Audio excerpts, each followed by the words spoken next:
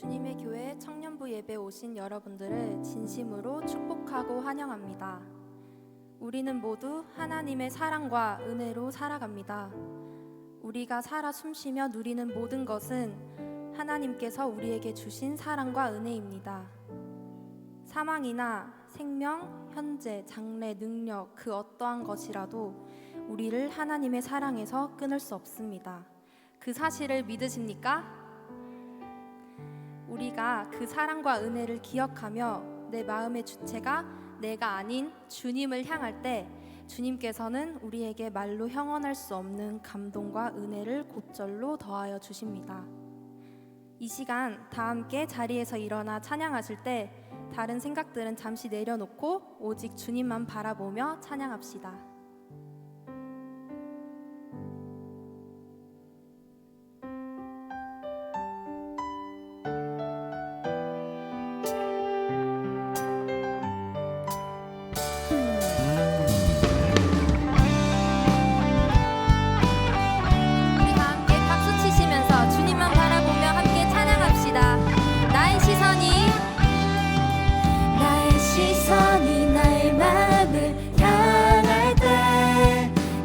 초라한 모습과 두려움뿐이네.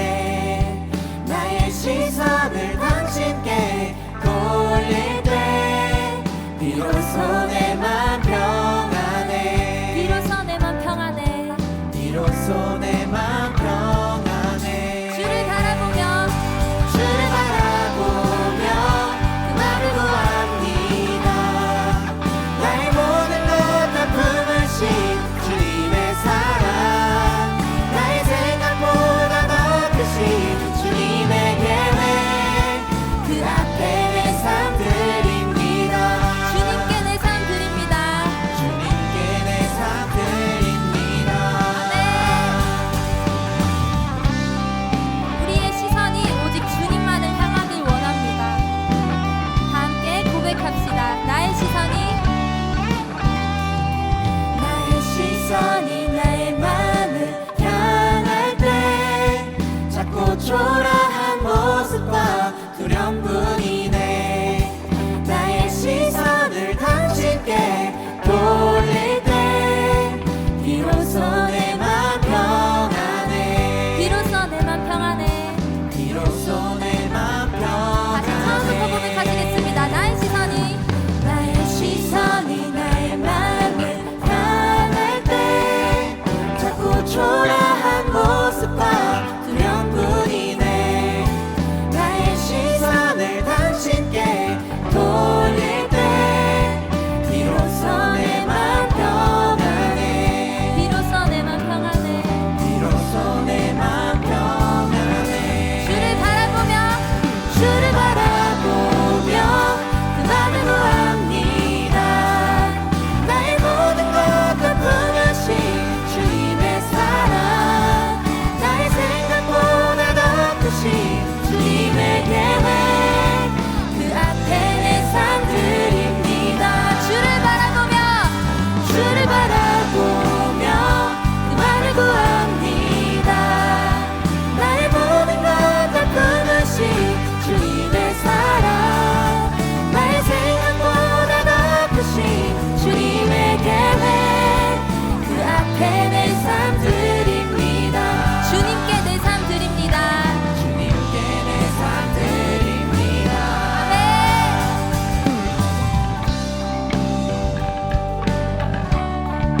이 시간 기쁜 마음으로 다 함께 박수 치시면서 찬양하시겠습니다.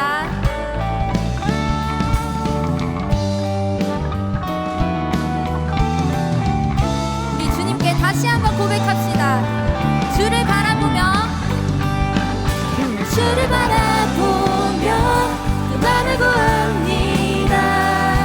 나의 모든 것 다 품으신 주님의 사랑, 나의 생각보다 더 크신 주님의 계획, 그 앞에 내 삶 드립니다. 주님께 내 삶 드리기 원합니다. 주님께 내 삶 드립니다.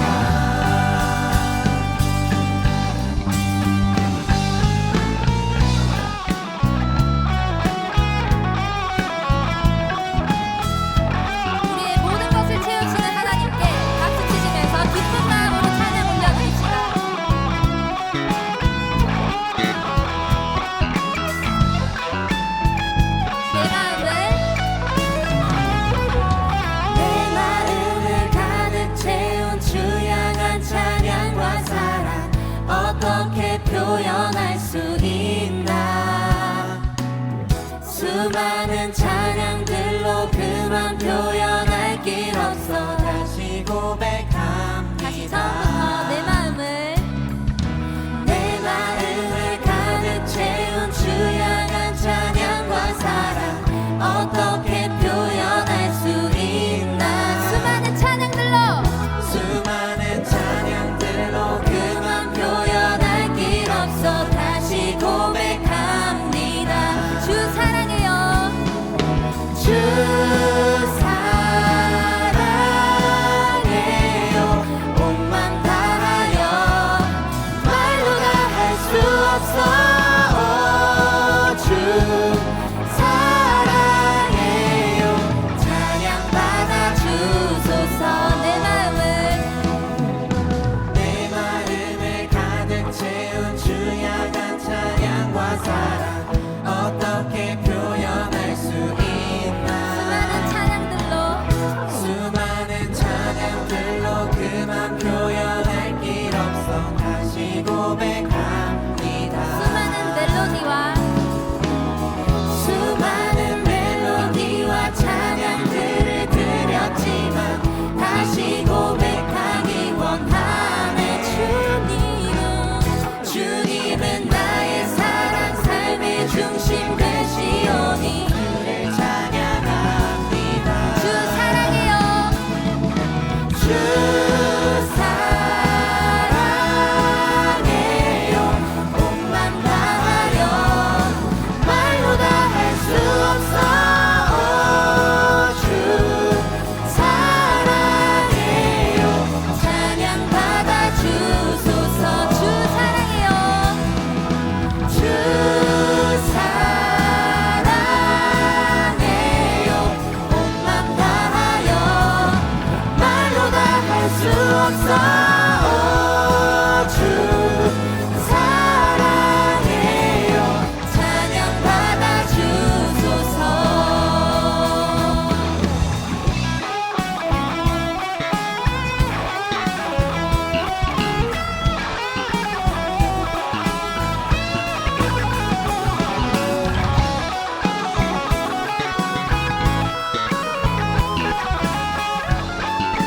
우리 목소리 높여 주님께 고백합시다. 주님 사랑. 주님 사랑 다시 고백하는 새날 주심 감사해요. 주님 사랑.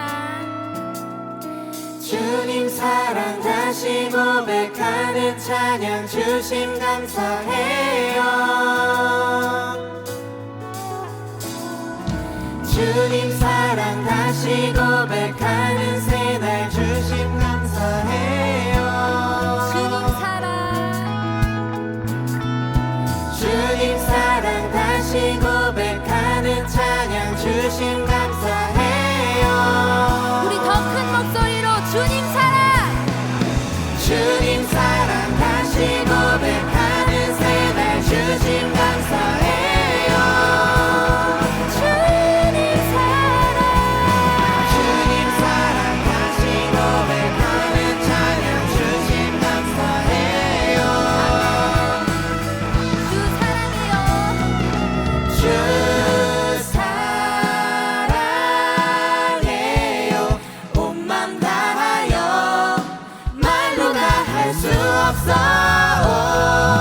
주 사랑해요. 찬양 받아 주. 이번에 여러분들 목소리로만 주 사랑해요.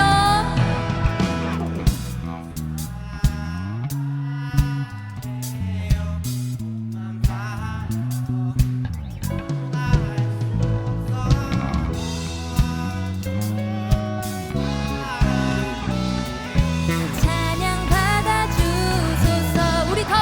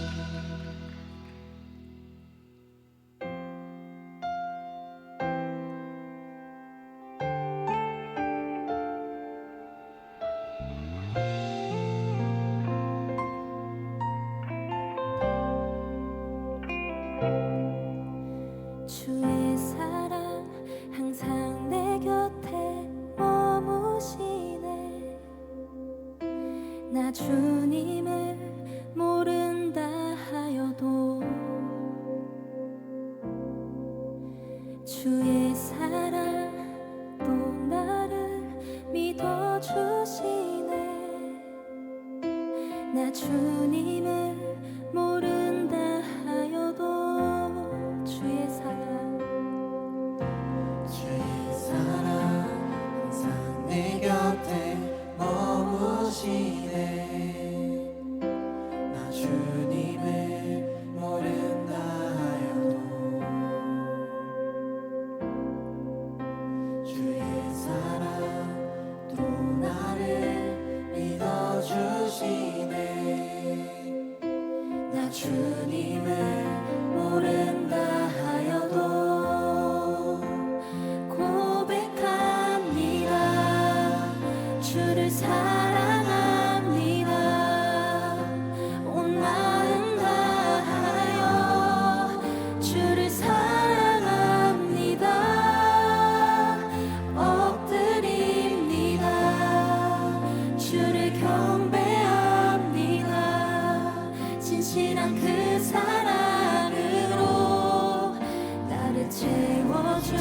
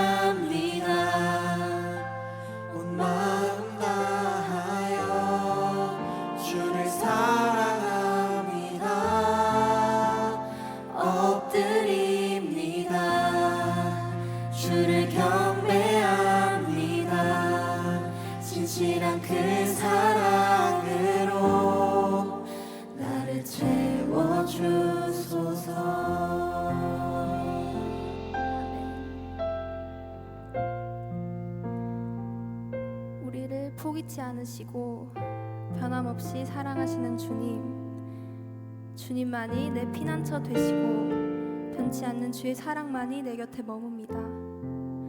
우리의 입술로 방금 고백한 찬양의 가사처럼 온 마음 다해 주님을 사랑하겠다고, 주님을 놓지 않겠다고 주님께 고백하며 다 함께 기도하시겠습니다.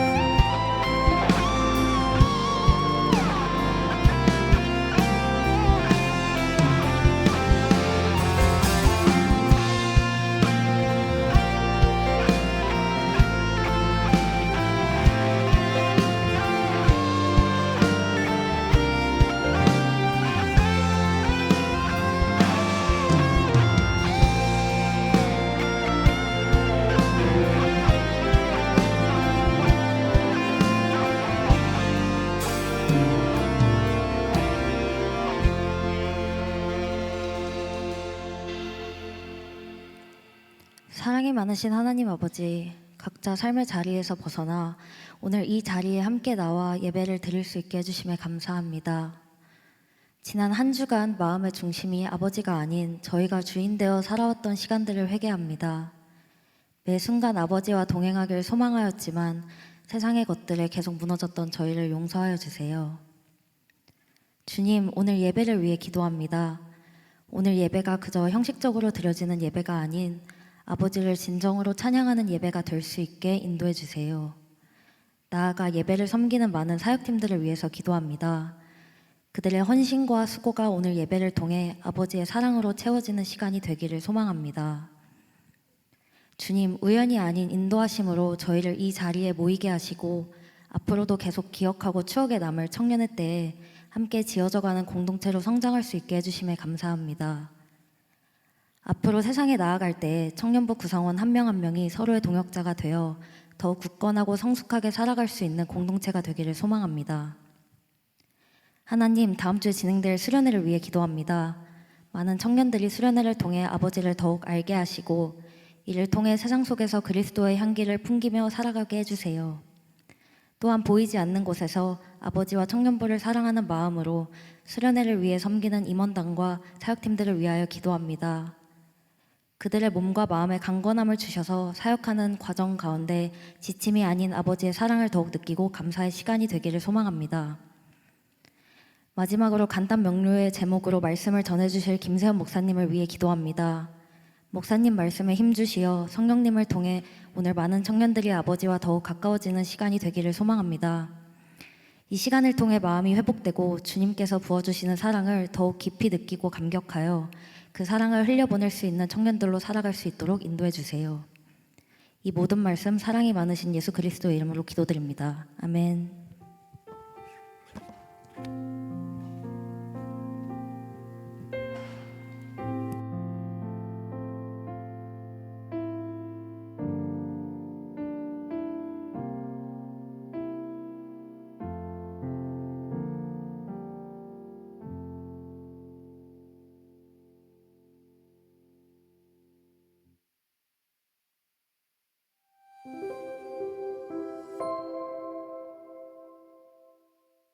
2월 22일 청년부 광고 안내드립니다.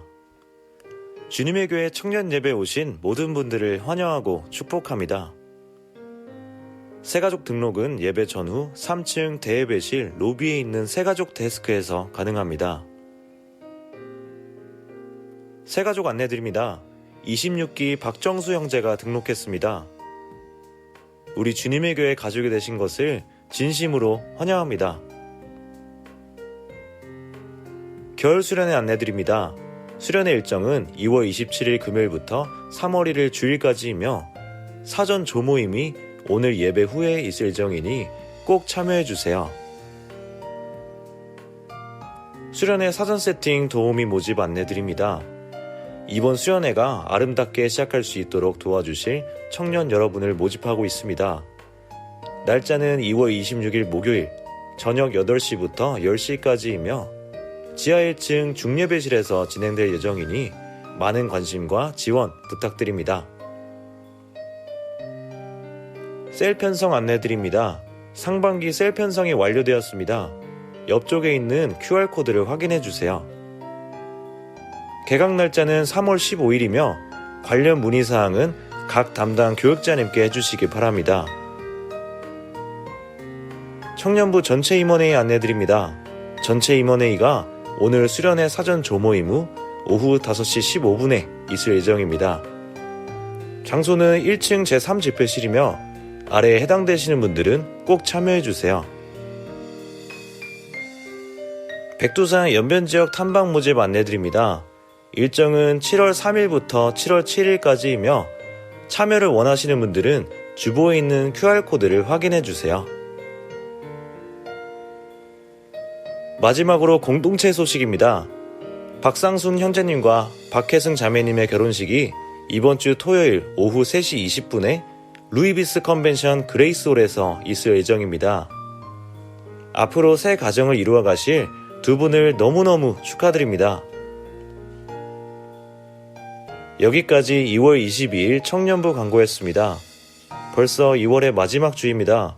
아직 바람이 차니 항상 감기 조심하시고 3월에는 서로를 더 이해하고 사랑하는 주님의 교회 공동체가 되길 소망합니다. 사랑합니다. 축복합니다. 감사합니다.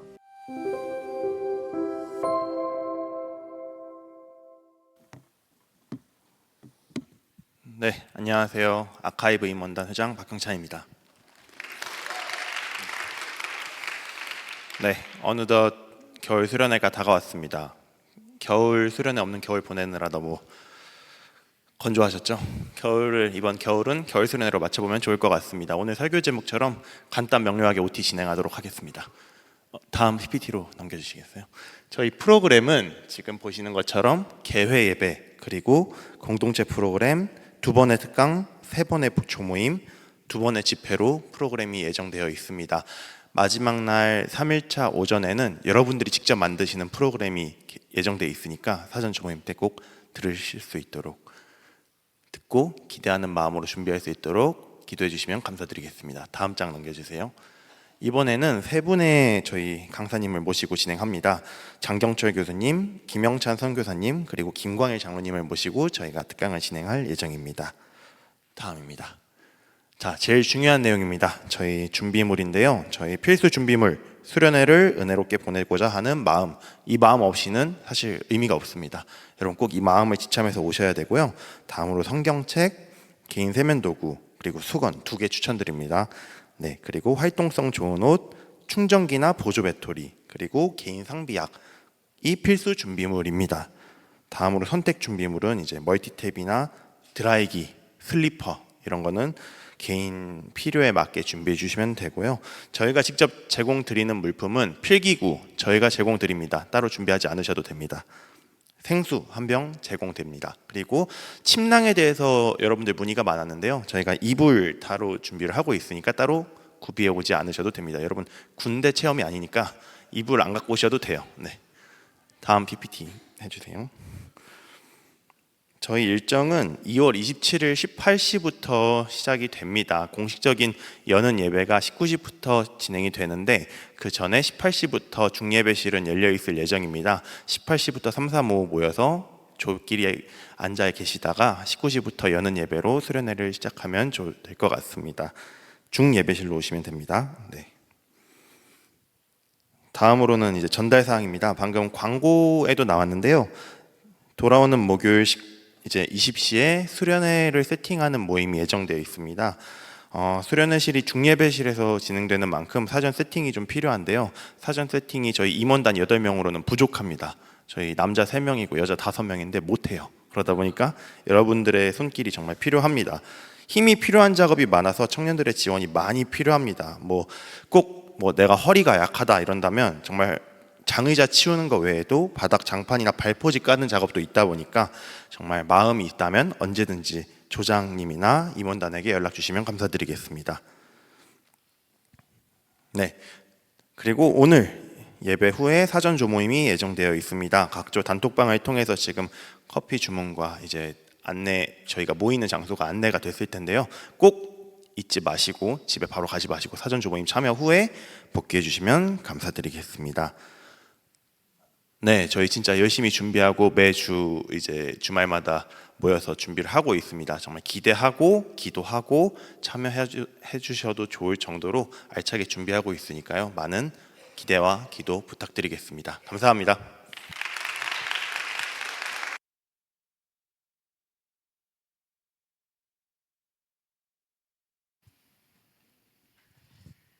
네, 몇 가지 더 안내 말씀을 드리겠습니다. 우리 회장님이 말씀하신 대로 이번 주 금요일부터 시작이 됩니다. 160명 되는 많은 분들이 신청해 주셨고요. 또 우리 여러분들 가운데 혹시나 일정 때문에 못 오시는 분들이 있다면 말씀 집회 때만이라도 오시면 됩니다. 우리 말씀은 토요일 저녁 6시와 주일 예배 때 두 번에 걸쳐서 말씀 집회가 있으니까요. 혹시 전체적인 프로그램은 참여 못 하시더라도 언제든지 우리 말씀 나누고 기도하는 자리에는 여러분들이 꼭 오셨으면 좋겠습니다.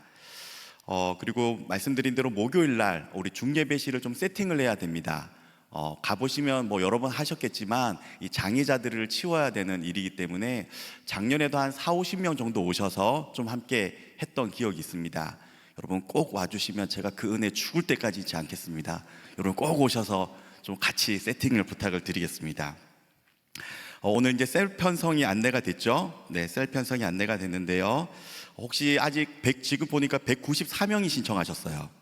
우리가 평균 200명 예배 드리는데 거의 모든 분들이 이제 셀에 신청하셨고, 혹시나 이번에 어떤 개인적인 일정 때문에 셀 모임에 참여 못 하시더라도 제가 교재를 선물로 드리겠습니다. 5층에 오시면 저를 꼭 만나서 이 책이 여러분들에게 신앙을 건강하게 세우는데 정말 좋은 책입니다. 여러분 꼭 참여 못 하시더라도 저한테 꼭 오셔서 책이라도 제발 좀 읽어주시기 바랍니다. 좋습니다. 그 8번 광고였는데요. 우리 주보에 영상 광고에는 나오지 않았는데 우리가 교회에서 상반기, 하반기 이렇게 교육 및 진로 지원비를 신청하고 여러분들이 또 도움을 받는 기회들이 있습니다. 이것들이 잘 광고가 되지 않기 때문에 여러분들이 또 준비해야 될 것들이 많더라고요. 그래서 미리미리 여러분 준비하시고 우리 각 교육자에게 말씀해 주시면 여러분들이 준비하는 데 많은 도움을 드리도록 하겠습니다. 이 시간은 제가 제일 좋아하는 시간인데요. 결혼 소식이 있습니다. 네. 믿음의 가정을 세우는 커플이 있어서 이 시간 축하하는 시간을 가지고자 합니다. 우리 박산순, 박혜승 커플을 축하의 박수로 맞이해 주시기 바랍니다.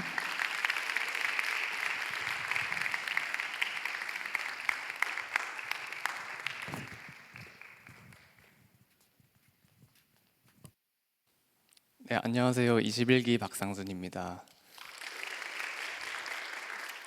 이 자리까지 제가 사랑하는 사람을 만나서 토요일 3시 20분에 문정 루이비스홀에서 결혼식을 올리게 되었습니다. 이 자리까지 인도해 주신 하나님 감사드리고, 제가 주님의 교회에 온 지 한 2년 정도 됐는데 너무 좋은 동역자분들을 만나서 같이 신앙생활을 함께 할 수 있어서 너무 감사했습니다. 그리고 저희가 이제 연합해서 하나의 공동체로 이제 가정을 이뤄갈 텐데 저희 가정 안에 예수님의 사랑이 언제나 가득하기를 기도해 주시면 좋겠습니다. 그리고 여러분 이 좋은 공동체가 더 사랑이 넘치는 공동체 되기를 저도 늘 기도하겠습니다. 감사합니다.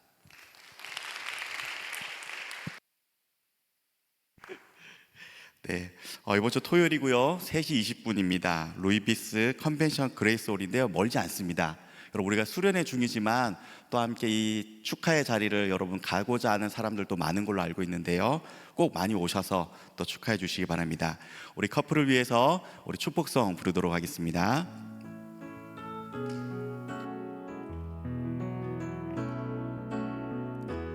하나님의 사랑이 당신의 삶 가운데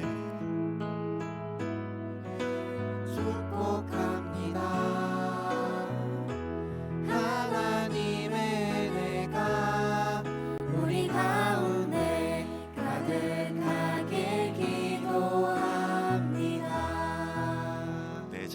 기도하겠습니다. 사랑의 하나님, 우리 박상순 형제와 박혜승 자매를 지금까지 하나님의 크신 사랑 안에 인도하여 주시고 각자 부르신 자리에서 살아오게 하시고 또 이렇게 때가 되어 하나님의 선하신 뜻 안에서 믿음의 가정을 이루게 하신 은혜에 감사드립니다. 이제 이 두 사람이 믿음 안에서 함께 하나님을 바라보기 위해 믿음의 가정을 세우는 부부가 되려 합니다.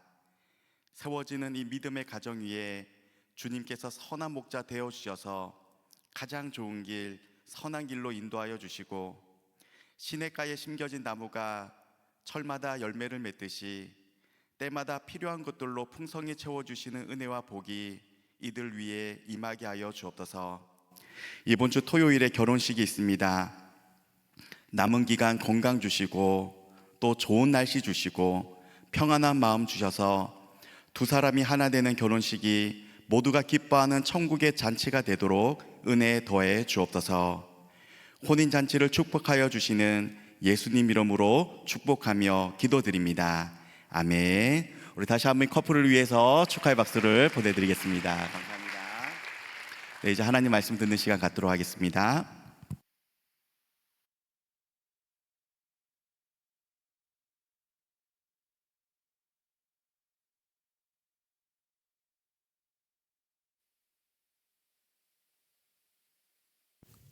오늘 우리에게 주시는 하나님의 말씀은 신약 로마서 3장 23절에서 24절, 8절 38절에서 39절까지의 말씀입니다.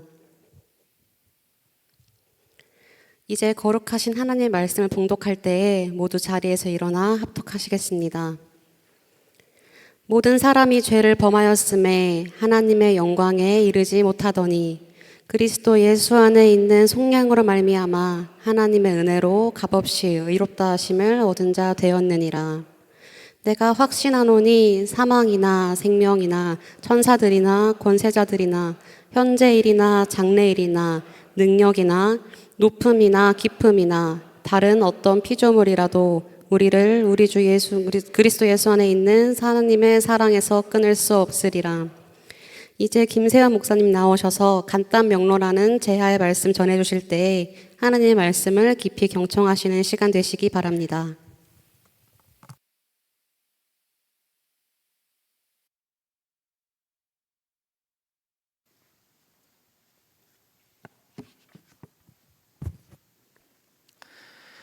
오늘도 저는 지워지고 오직 하나님의 말씀만이 남는 귀한 시간 되기를 간절히 소망합니다. 우리가 1월에 이 자리에서 만났을 때 바울 선생님에 대한 이야기를 잠깐 했었는데요. 그때 바울 선생님이 예수님을 만나고 사울에서 바울로 이름이 바뀐 이야기를 하면서 사울에서 바울이 되었다는 것은 그의 삶이 하나님의 역사들을 남기는 삶으로 바뀌었다는 것을 의미한다라는 그런 이야기를 했었죠. 기억 다 나시죠? 안 나시면 안 되는데, 한 달 전인데. 바로 그 역사들 중에 일부가 이 성경에 담겨져 있는 바울 선생님의 이 서신서들인데요. 이 서신서들에는 우리 그리스도인들이 개개인으로 또 공동체로서 어떻게 살아가야 하는지에 대한 이 신학적인 이야기들을 신앙적인 측면에서 아주 잘 풀어서 가르쳐주고 있습니다. 그래서 우리가 사도 바울을 선생님이라는 호칭으로 부르기도 하죠. 그래서 우리가 앞으로 한 달에 한 번씩 이제 이 자리에서 만날 건데, 이 자리에서 하나님께서 사도 바울 선생님을 통해 우리에게 하시고자 하시고 또 가르치시고자 하신 것들이 무엇인지 그 서신서들을 통해서 하나씩 살펴보려고 합니다. 오늘은 그 첫 번째 시간으로서 로마서의 내용을 살펴보고자 하는데요. 먼저 이 로마서의 내용들을 더 깊이 이해하기 위해서 로마서가 쓰인 그 당시의 배경을 잠깐 이야기해 보려고 합니다. 로마서는 그 이름대로 사도 바울 선생님이 로마 교회에게 쓴 편지인데요. 그 당시 로마 교회는 유대교인들과 이방 교인들이 함께 모여서 불편한 동거를 하고 있던 교회 공동체였습니다. 사실 이 로마 교회는 바울이 세운 교회가 아니고 예루살렘에서 이 오순절 사건을 경험한 유대인들이 로마로 다시 돌아와서 세운 유대인 중심의 교회 공동체였습니다. 글라우디오 황제 때 그 모종의 사건으로 인해서 이 로마 교회에 있던 이 유대인들이 다 로마에서 추방당하게 되면서 이 로마 교회에 있던 유대교인들도 말이 꼬였네요. 다시 하겠습니다. 죄송해요. 이 자리에 항상 긴장이 되네요. 글라우디오 황제 때 어떤 모종의 사건으로 인해서 유대교인들이 로마에서 다 추방을 당하게 되면서 이 로마 교회에 있던 유대교인들도 그 자리를 비우게 됩니다. 그래서 그리고 그 자리를 이제 유대교인들이 아닌 이방인들이 채우게 되죠. 근데 그냥 이렇게 끝났으면 제가 앞서 말씀드렸던 그 불편한 동거가 시작되지 않았을 텐데, 글라우디오 황제가 죽고 나서 로마를 떠났던 유대인들이 다시 로마로 돌아오게 됩니다. 그러면 이제 로마로 돌아온 그 유대 교인들이 다시 어디로 갈까요? 로마 교회로 가겠죠. 그래서 이제 그 유대 교인들이 로마 교회로 다시 가면서 유대 교인들과 이방 교인들이 그 로마 교회 안에 함께 공존하는 그 불편한 동거가 시작되게 된 것입니다.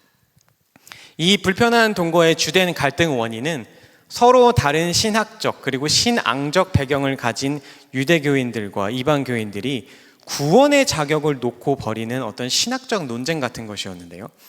정확하게 어떤 내용들이었는지는 제가 로마 교인이 아니고 주님의 교회 교인이기 때문에 잘 정확하게 알 수는 없지만 로마서의 내용들을 통해서 우리가 유추해 보았을 때 그 주된 내용은 유대인들은 어떤 할례나 율법 조항, 그러니까 율법 조항이라고 하는 것은 먹지 말아야 될 것들이나 아니면 우리가 꼭 기념해야 하는 그런 날들, 그런 것들을 무조건 지켜야지 우리가 구원을 받을 수 있다라는 그런 주장이었고, 이방 교인들은 구원에 이르는 것에 중요한 것은 그런 것이 아니다라는 그런 내용의 갈등이었음을 우리가 알 수 있습니다.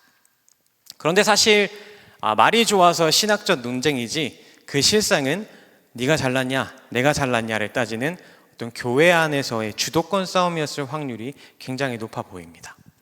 뭐 어찌되었건 그런 로마 교회의 상황을 알게 된 바울이 그 상황을 정리하고자 보낸 서신이 바로 오늘 우리가 살펴보려고 하는 로마서입니다. 자, 그렇다면 하나님께서는 이 바울 선생님을 통해 무엇으로 로마 교회가 맡고 있는 이 불편한 동거를 정리하고자 하셨을까요? 그것은 바로 이신칭의라는 하나의 교리입니다. 여러분 많이 들어보셨죠? 이신칭의? 네, 많이 들어보셨을 겁니다. 저도 몇 번이나 이제 여러분과 하나님의 말씀을 나누는 이 시간에 언급했던 교리이기도 하고 아마 다른 곳에서도 많이 들어보셨을 법한 그런 교리입니다. 하지만 그럼에도 다 들으셔서 아시겠지만 그럼에도 혹시 모르니까 제가 이 시간에 잠깐 그 뜻을 정리하고 넘어가도록 하겠습니다. 이신칭의는 한자어로 써이, 믿음신, 일커들칭, 오를 의로 구성되어 있는데요. 그러니까 이것을 직역해 보면 믿음으로써 의롭다 일커듬을 받는다라는 뜻으로 조금 더 성경적으로 해석을 해보면 우리의 구원은 오직 하나님의 말씀을 믿는 믿음으로 하나님께로부터 의롭다 칭함을 받음으로써 얻어지는 것이다. 다시 한번 할게요. 우리의 구원은 오직 하나님의 말씀을 믿는 믿음으로 하나님께로부터 의롭다 칭함을 받음으로써 얻어지는 것이다 라는 의미를 가진 우리 기독교 신앙과 신학에 있어서 아주 근본이 되는 그런 교리입니다. 그런데 사실 이 이신칭이라는 교리명과 교리 체계를 바울 선생님께서 직접 지으시고 신학적인 체계를 만들어서 자, 이게 이신칭이라는 교리다라고 우리에게 전해주신 것은 아닙니다. 이 교리는 후대의 종교개혁을 주도했던 그 신학자들이 이제 무너져가는 교회를 다시 일으켜 세우기 위해서 신학과 교리를 재정비하는 과정 속에서 이제 성경의 내용들을 재발견해서 정립한 그런 교리입니다. 그리고 사실 이 이신칭의 교리라는 이 이신칭의 교리의 내용이 로마서로부터 시작된 것도 아닙니다. 이 교리는 로마서에만 국한된 것이 아니라 성경 전반에 걸쳐서 우리에게 전해지고 있는 성경을 관통하고 있는 하나의 거대한 메시지입니다. 그럼에도 제가 바울 선생님이 이 교리를 가지고 로마 교회의 문제를 해결하려고 했다라고 이야기 드리는 것은 바울 선생님이 로마 교회에 보낸 이 로마서라는 편지가, 이 서신이 이신칭의 교리의 교과서라고 할 수 있을 만큼 성경 전반에 걸쳐 전해지고 있는 이신칭의 교리를 아주 간단 명료하고 정확하게 담아내고 있기 때문입니다. 그래서 이 로마서를 복음의 정수, 가장 순수한 복음, 성경의 다이아몬드라고 부르기도 하는 것이죠. 그래서 오늘 우리는 이 이신칭의를 아주 간단 명료하고 정확하게 담아내고 있는 이 로마서를 살펴보면서 그 내용들을 통해 하나님께서 우리에게 하시고자 하시는 말씀이 무엇인지 경청하는 시간을 한번 가져보고자 합니다. 자, 그럼 이제 본격적으로 로마서를 한번 살펴볼 건데요. 여러분 혹시 로마서가 몇 장까지 있는지 아십니까?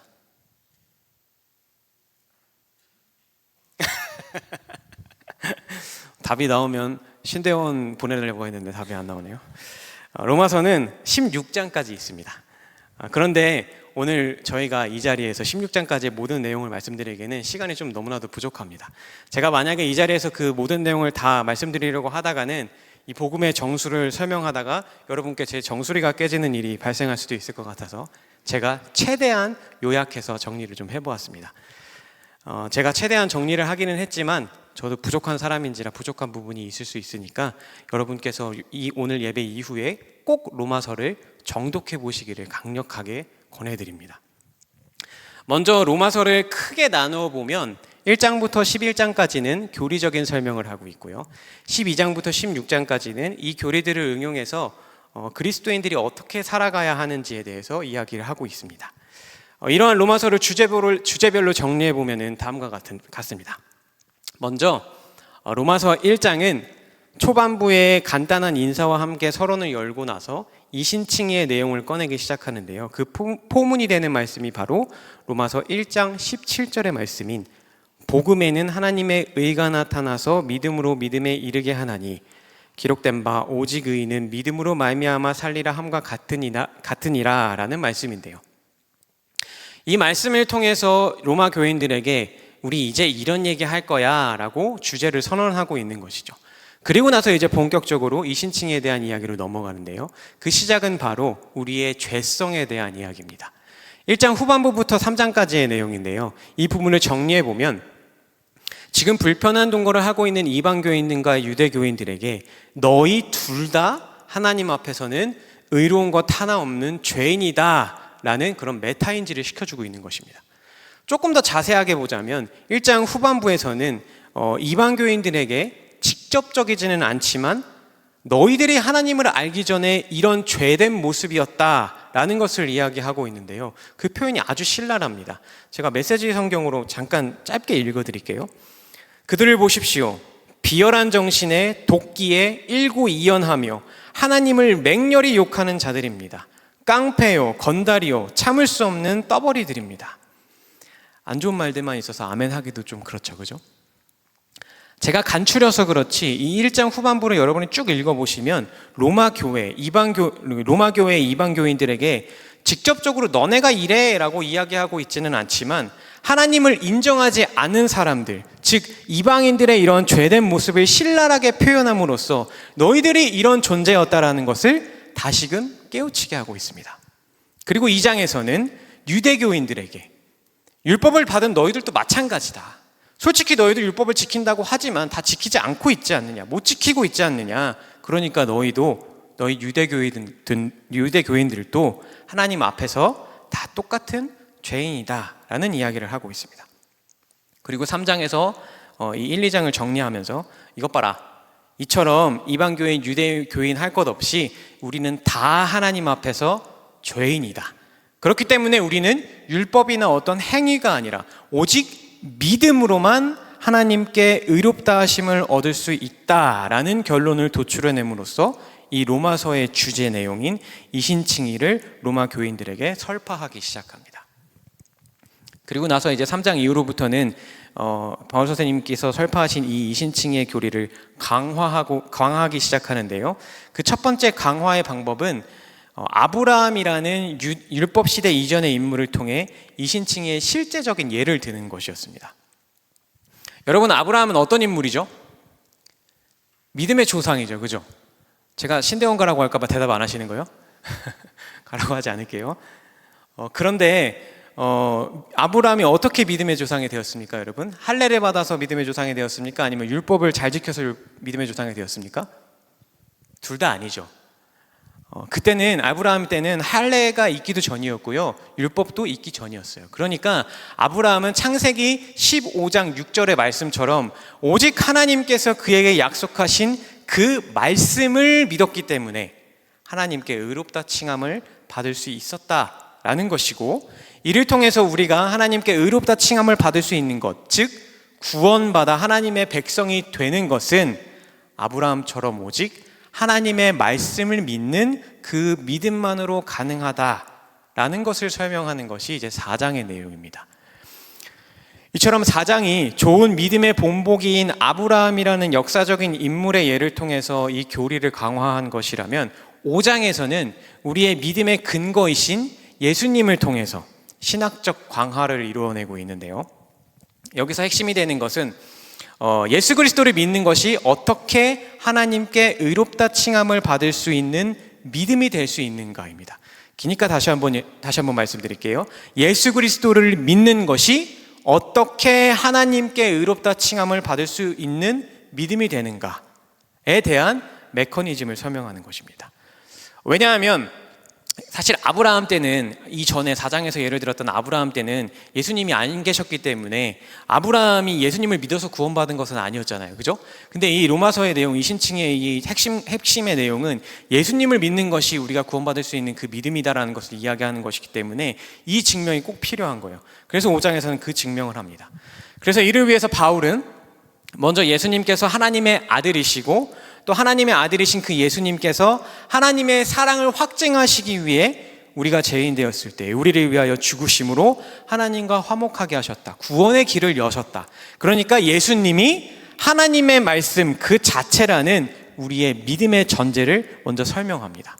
그리고 나서 우리의 죄의 근원인 아담의 죄를 이야기하면서 아담이라는 한 사람이 온 인류를 하나님 앞에서 정죄에 이르게 한 것 같이 우리의 믿음의 근원이신 예수 그리스도, 그 한 사람이시자 하나님과 한 본체이시고 하나님의 말씀 그 자체이신 예수님께서 우리의 죄를 사하시고 온 인류를 의롭다 칭함받게 하셨다라는 이 대표성의 원리라고 하는 신학적 원리를 설명합니다.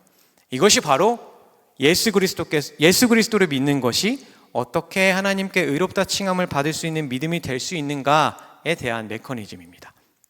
정리해보면 앞서 1장에서부터 3장에서 말한 우리의 죄됨은 아담이라는 한 사람으로 말미암은 것이니 이제 그 죄를 해결해 주시고 우리에게 하나님으로부터 의롭다 칭함을 얻게 하실 분도 하나님의 말씀 그 자체이신 예수 그리스도 한 분이면 된다라는 이 대표성의 원리라는 신학을 이용해서 이 이신칭의 교리의 신학적 강화, 가장 중요한 이 신학적 강화를 이루어낸 것이 5장의 내용이라는 것입니다. 자, 여기까지가 이제 이신칭에 대한 역사적, 신학적인 근거들을 통한 강화였다면 이제 6장부터 8장은 예수님을 믿는 우리의 실제적인 삶의 영역에서 나타나는 이 현실적인 내용들을 통해 이신칭을 한 번 더 강화를 하는데요. 이 6장, 7장, 8장은 따로 국밥이 아니라 어떤 하나의 모든 국밥처럼 생각하시면서 그렇게 보셔야 됩니다. 하나의 흐름이에요.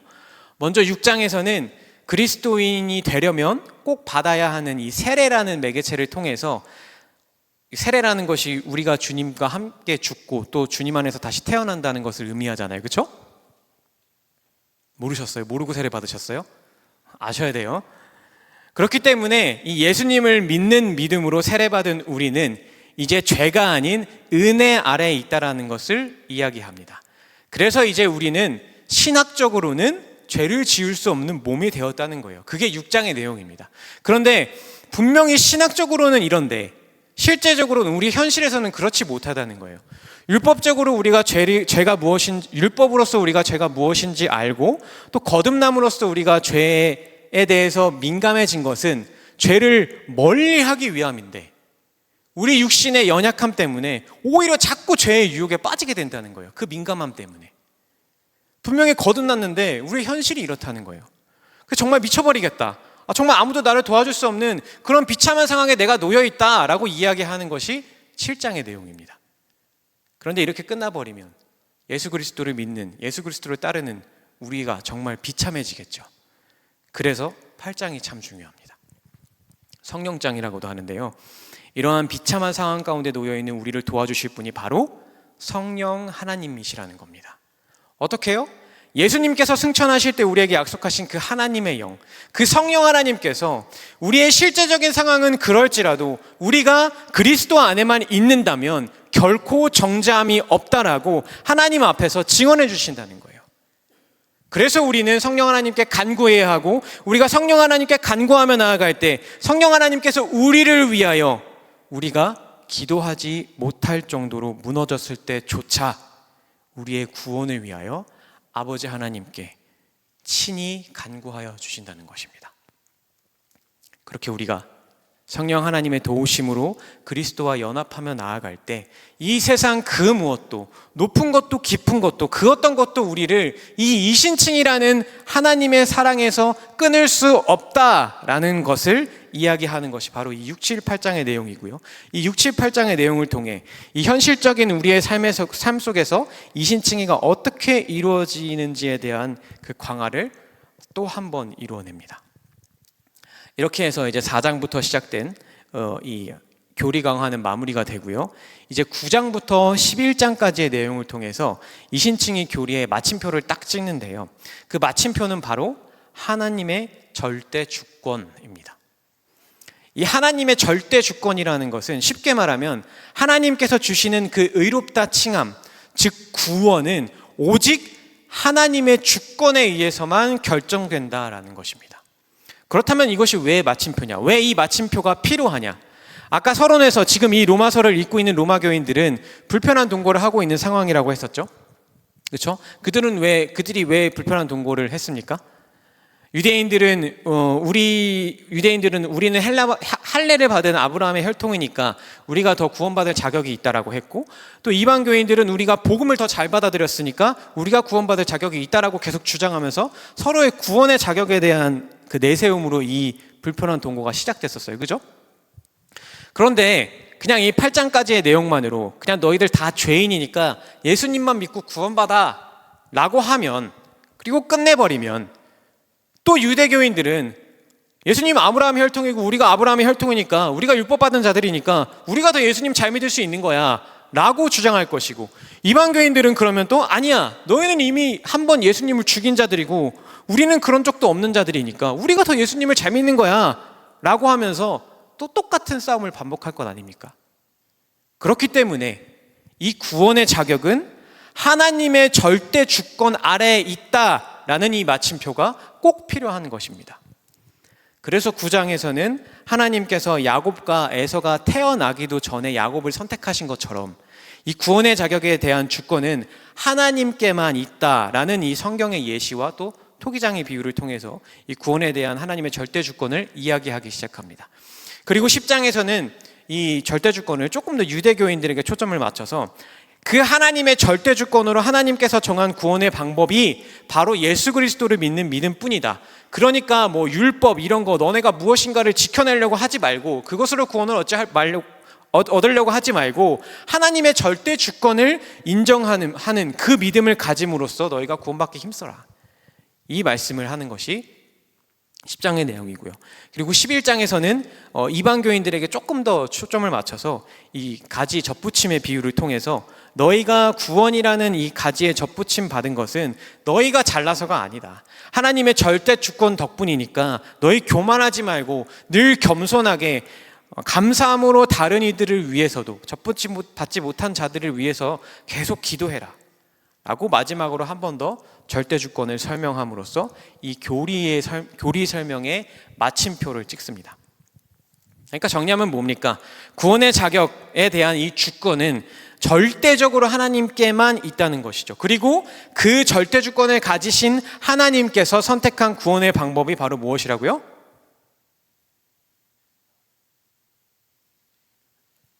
예수 그리스도를 믿는 것이라고요.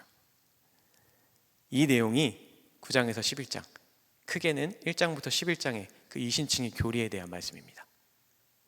그리고 이러한 이신칭의 교리에 대한 내용들을 바탕으로 12장부터 15장까지는 그러니까 너희 모두는 하나님의 절대 주권 아래 이 이신칭이라는 은혜를 입은 자들로서 그 반응으로서 너희의 몸이 하나님이 기뻐하시는 산제물이 되어질 수 있도록 서로를 판단하기를 멈추고 사랑으로 서로를 받아들임으로써 섬기고 서로를 그리스도 안에서 세우기를 힘쓰는 그런 은혜 입은 자의 삶을 살아라 라고 권명을 한 것이 12장에서부터 15장의 내용입니다.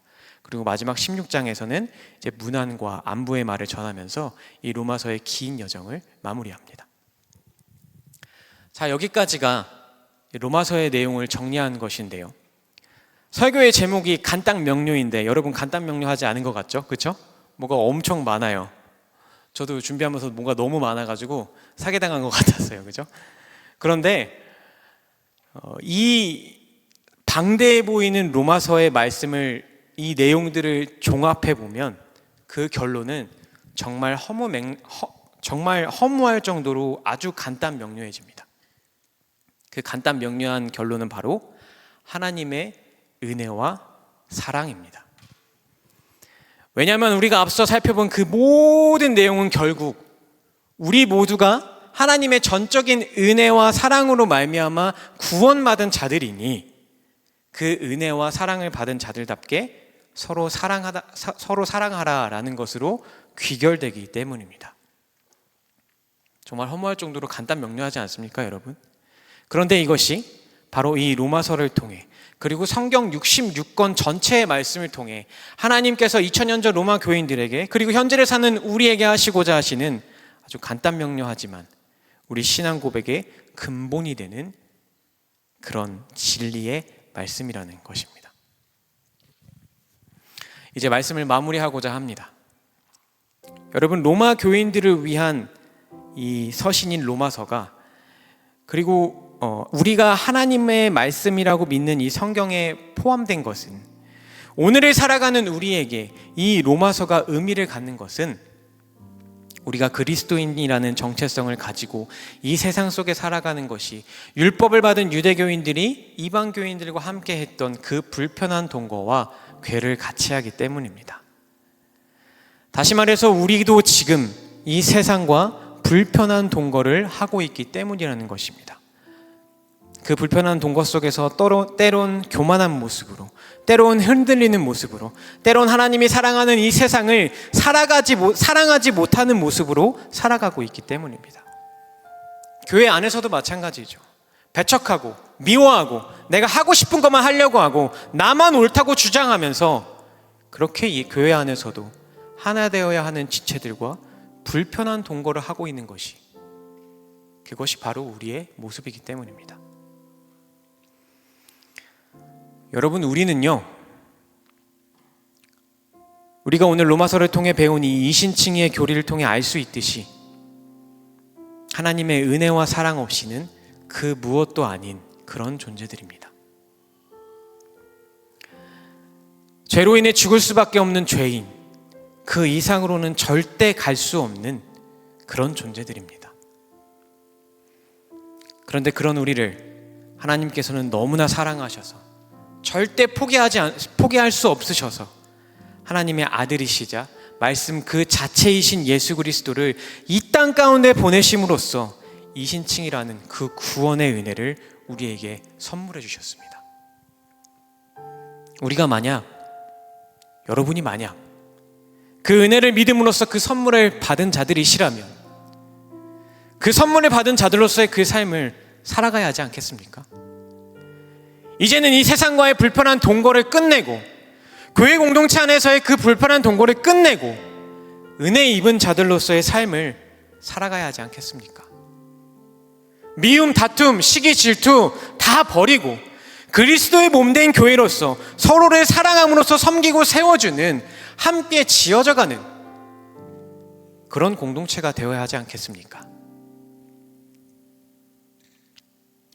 사랑하는 주님의 교회 청년부 지체 여러분, 주님의 교회 모든 가족 여러분, 우리 간단 명료한 공동체가 됩시다. 아멘. 모든 것을 하나님의 은혜와 사랑으로 귀결시키는 그런 간단 명료한 공동체가 됩시다. 아멘.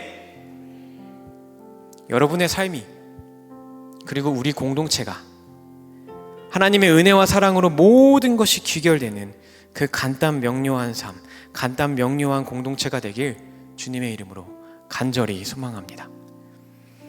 이제 이러한 우리의 고백과 결단을 가득 담아 찬양하고 기도할 때 몸이 불편하지 않으신 분들은 자리에서 함께 일어나셔서 먼저 우리의 곡조에 있는 기도를 주님께 올려드리시겠습니다.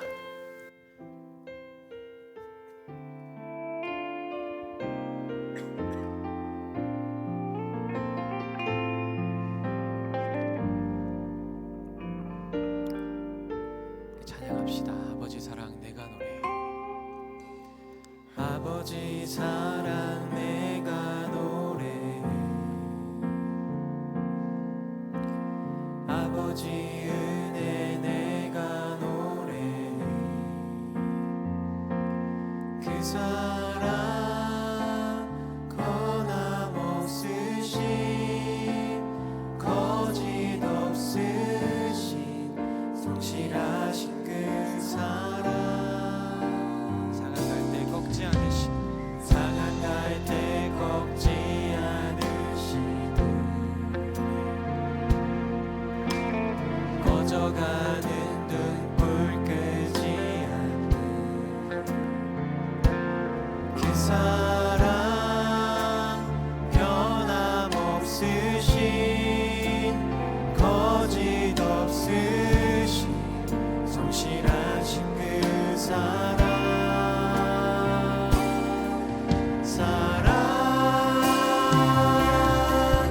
그 사랑 날 위해 죽으신, 날 위해 다시 사신 예수 그리스도, 다시 오실 그 사랑. 죽음도 생명도 천사도 하늘의 어떤 권세도 끊을 수 없는 영원한 그 사랑 예수. 처음부터 다시 한번 고백합시다. 아버지 사랑 내가 노래. 아버지 은혜 내가 노래. 아버지 은혜 내가 노래. 그 사랑 변함없으신 거짓 없으신 성실하신 그 사랑. 상한 갈 때 꺾지 않으시고, 상한 갈 때 꺾지 않으시고, 꺼져가는 등불 끄지 않으시고, 꺼져가는 등불 끄지 않는 주님의 그 사랑을 믿며 나아갑니다. 변함없으신 거짓 없으신 성실하신 그 사랑.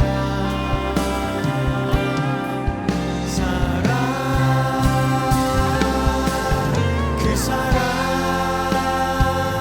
날 위해 죽으신, 날 위해 다시 사신 예수 그리스도, 다시 오실 그 사랑.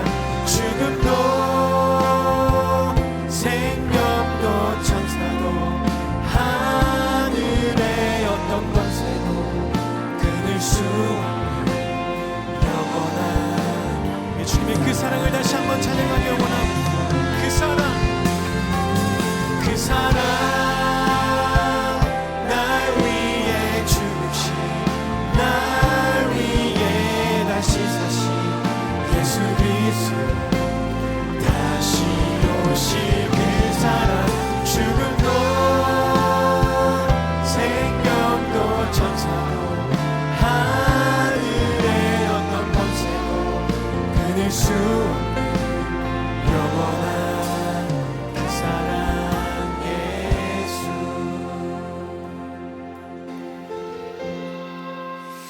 여러분, 구원의 길은 아주 간단 명료합니다. 구원은 오직 하나님의 은혜이시자 사랑이신 그 예수 그리스도를 믿는 믿음으로 하나님께 받는 것입니다. 이 간단 명료한 사실이 아직도 복잡하게 느껴지신다면 그것은 아직도 우리 안에 그 믿음이 부족한 것입니다. 그 믿음이 없는 것입니다. 우리 이 시간 이렇게 기도합시다. 주님, 하나님의 은혜이시자 사랑이신 말씀 그 자체이신 예수 그리스도를 믿는 그 믿음이 내 안에 가득하길 원합니다. 그 믿음으로 구원받길 원합니다. 이 시간 내 마음의 문을 열어주셔서 그 믿음으로 주님께 의롭다 칭함받게 해주시옵소서. 그리고 혹시 그 믿음이 구원의 확신이 있으신 분들께서는 아직 이 믿음이 부족한 분들, 약한 이들을 위해서 함께 기도하기 원합니다. 내 옆에 있는 지체가, 우리 공동체가 예수 그리스도로 온전히 믿는 그 믿음의 공동체가 되게 해 주시옵소서. 우리 이 기도의 제목으로 우리의 마음을 모아 우리의 중보자 되신 주님의 간절히 찾으며 기도합시다.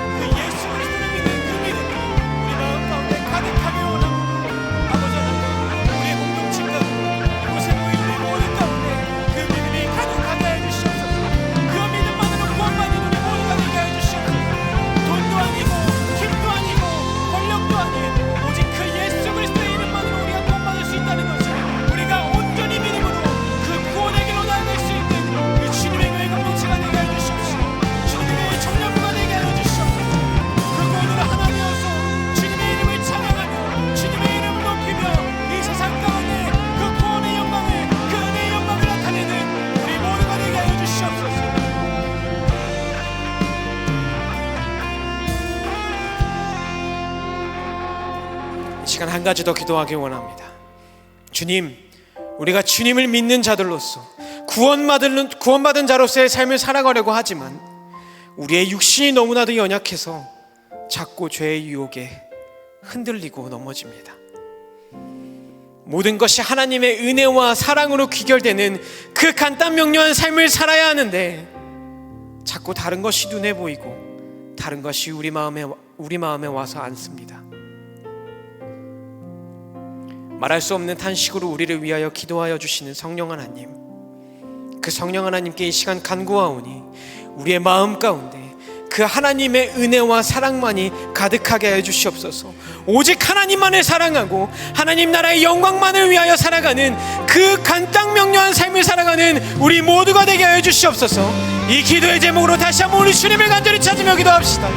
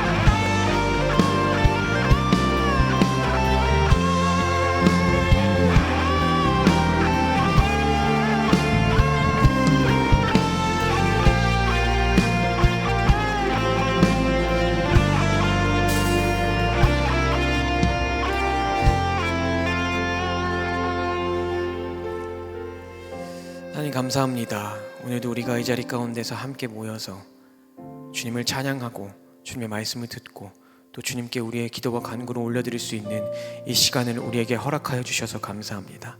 이 모든 것들이 절대 당연한 것이 아닌 주님의 크고도 크신 은혜와 사랑임을 날마다 늘 기억하며 감사와 기쁨으로 살아갈 수 있는 우리 모두 되게 하여 주시옵소서. 특별히 이제는 정말 오직 주님만을 사랑하고 오직 주님만을 우리의 구주로 모시고 주인으로 모시는 그 간단 명료한 삶을 살아가기 원합니다. 우리 안에, 우리의 삶 가운데 이 세상이 말하는 그 어떤 것이 아닌 오직 예수 그리스도만을 믿는 그 믿음으로 구원받을 수 있는 우리 모두가 되게 하여 주시옵소서. 하나님께서 주신 것, 다시 하나님께 기쁨과 감사로 올려드리는 손길이 있습니다. 그 손길들 기억하시고 그 손길들 가운데 더욱더 크신 은혜와 사랑으로 가득 채워주시옵소서. 그리고 그 모든 물질들이 하나님의 마음과 하나님의 시선이 있는 곳에 잘 사용되어질 수 있도록 그 모든 것들을 주님께서 주관하여 주시옵소서.